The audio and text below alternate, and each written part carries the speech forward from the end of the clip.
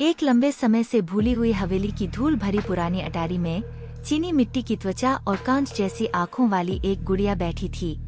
इसकी एक समय की जीवंत पोशाक अब फट गई है और इसकी रंगी हुई मुस्कान एक भयावह मुस्कान में बदल गई है।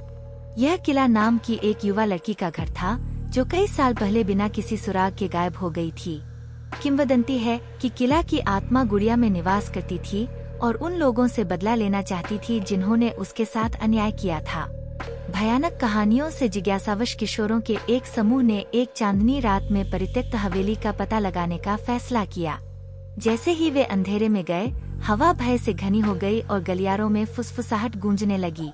स्थानीय लोगों की चेतावनियों को नजरअंदाज करते हुए वे अटारी की ओर चले गए जहां गुड़िया इंतजार कर रही थी।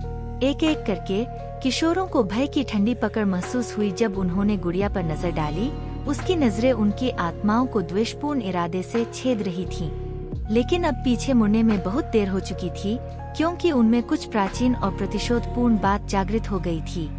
जैसे जैसे रात बीतती गई, अजीब चीजें घटित होने लगीं, वस्तुएं अपने आप हिलने लगीं, फुसफुसाहट तेज हो गई और टिमटिमाती मोमबत्ती की रोशनी में परछाइयां नृत्य करने लगीं। घबराकर किशोरों को एहसास हुआ कि वे हवेली में अकेले नहीं हैं। हर गुजरते पल के साथ गुड़िया और अधिक शक्तिशाली होती जा रही थी।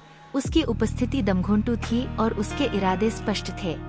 यह बदला लेना चाहता था और जब तक यह उनकी आत्माओं पर कब्जा नहीं कर लेता तब तक यह कुछ भी नहीं रुकेगा। भागने की बेताब कोशिश में किशोरों ने हवेली से भागने की कोशिश की, लेकिन गुड़िया का प्रभाव बहुत मजबूत था। एक एक करके वे इसके टेढ़े-मेढ़े खेल का शिकार हो गए। उनकी चीखें खाली हॉल में गूंजने लगीं क्योंकि वे अंधेरे में डूब गए थे। और जैसे ही एक नए दिन का सूरज उगा, हवेली एक बार फिर खामोश हो गई। इसके रहस्य इसकी दीवारों के भीतर दफन हो गए। लेकिन प्रेतवाधित गुड़िया की किंवदंती जीवित रही, उन सभी के लिए एक चेतावनी जिन्होंने इसके क्षेत्र में अतिक्रमण करने का साहस किया, क्योंकि अंधेरे में किला की आत्मा अभी भी घूम रही थी, उन लोगों से प्रतिशोध की तलाश कर रही थी जिन्होंने उसकी शाश्वत नींद में खलल डालने का साहस किया था।